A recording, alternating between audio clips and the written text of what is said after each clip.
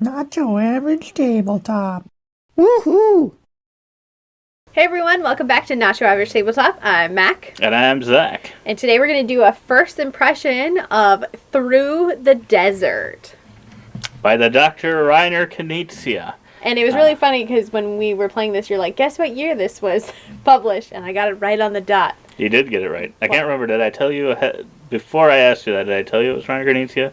Yes, and I think you told me it was one of his older ones. But is it like a... I gave you a little bit of a hint. Is it a reprint? Yeah.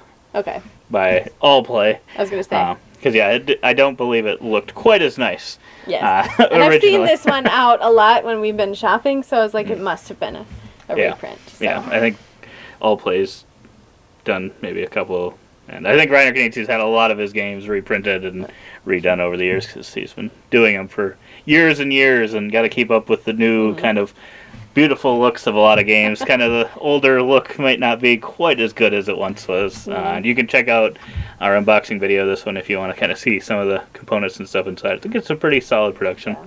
Yeah, it's really fun and cute because you have, essentially in this game, there's a desert laid out in front of you, and there's different oases worth different points, and then there are a bunch of different camel colors for different caravans of camels, and so on your turn, you're laying out different colors of camels, trying to make a big group or maybe cut off a part of the desert so only you can own that spot, get to an oasis without bumping into your opponent's same colored camel caravan, trying to get those stacks all the way down, and once you run out of a color of camel, lots of C's there, color of camel, then the game ends. So it's pretty straightforward. It's really just truly, would you consider it maybe area control a little bit? Yeah, there's definitely some of that, and I don't know what I mean, it's kind of route building, but it's kind of not. It's like area manipulation, like trying to, if you've ever played Blocus or Blockus, however you pronounce that, where you're kind of trying to cut off certain areas and stuff, it's got that. I don't know if there's a name for, like, trying to cut off area. It is area control, I guess. But, yeah, you're trying to be smart and cut off areas for points, essentially. Yeah.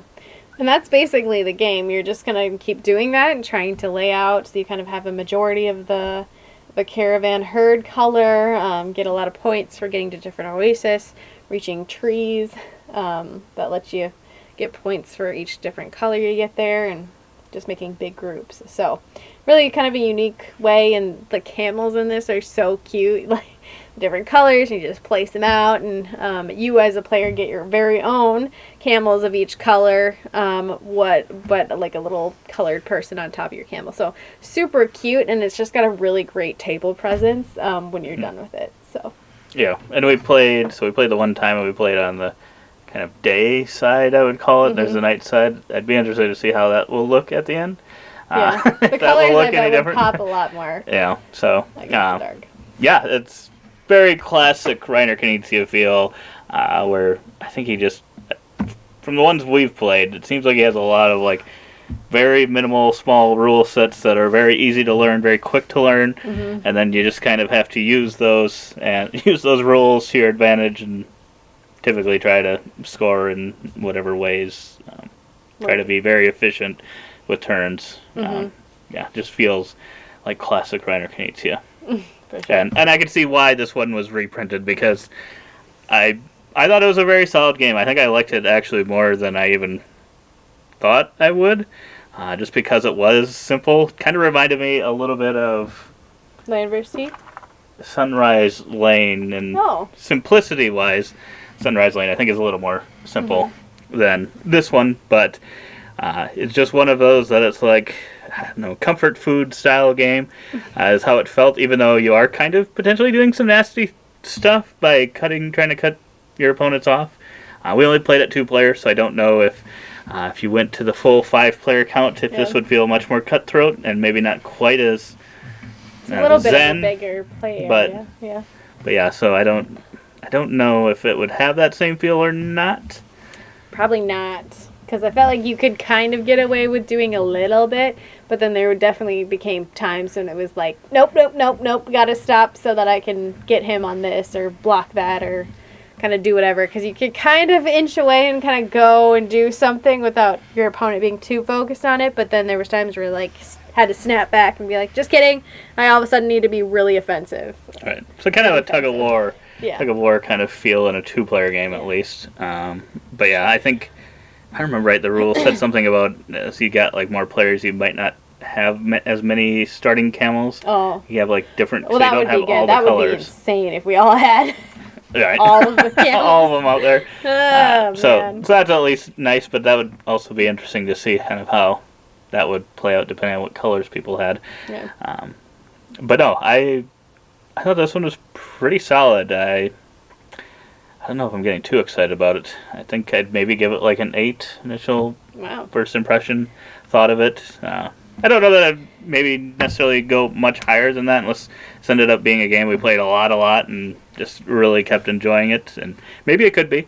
But I think that's where it stands for me right now. And it probably, depending on my mood, would hover between maybe a 7 and an 8 for me. Yeah. But right now, towards that upper end. Okay. I would probably give it a 7.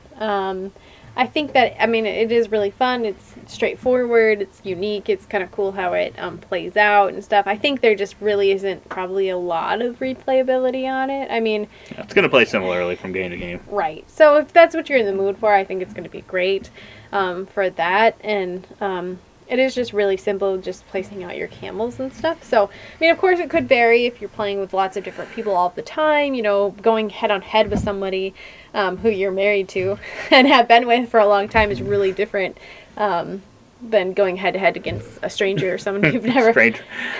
Want to play Through the Desert? But, like, if you met someone at a con or, like, you went to Yeah. a board game night at someone's house or, you know, someone you don't usually play as much with. Maybe not a stranger. Right. But an acquaintance. Happy? So you're not saying you go play with a stranger on the streets. Yes, I am Through the saying I desert. wouldn't set up a table on the corner and say, you want to play Through the Desert with me? Not going to put up a big old sign, Through the Desert. Oh, maybe we could do that instead of a lemonade stand. We could try it. Yeah. No, so I mean, I think it is really good. I love the components on it. I can see why it's reprinted. Really a solid game, I think, but more simplistic probably than what you'd probably be used to in a more of a gaming community type thing. I think still probably pretty interesting at 2 to 5, and I would be interested to see how that would play. Yeah. I'm guessing at some point we, because it'll be quicker, I think even with more players, definitely going to try this one at least at like 4 at some point and see how that feels, see if it feels different. But yeah, let us know in the comments below if you've played this one or played the older edition of the game and how you think it plays at kind of those upper player counts, if it's really good at 4 or 5, and we should definitely play it that way. More cutthroat maybe. But otherwise, check out our unboxing video of this one. If you like the video, give us a thumbs up, subscribe for future content, and as always, don't forget to keep on nibbling on our content.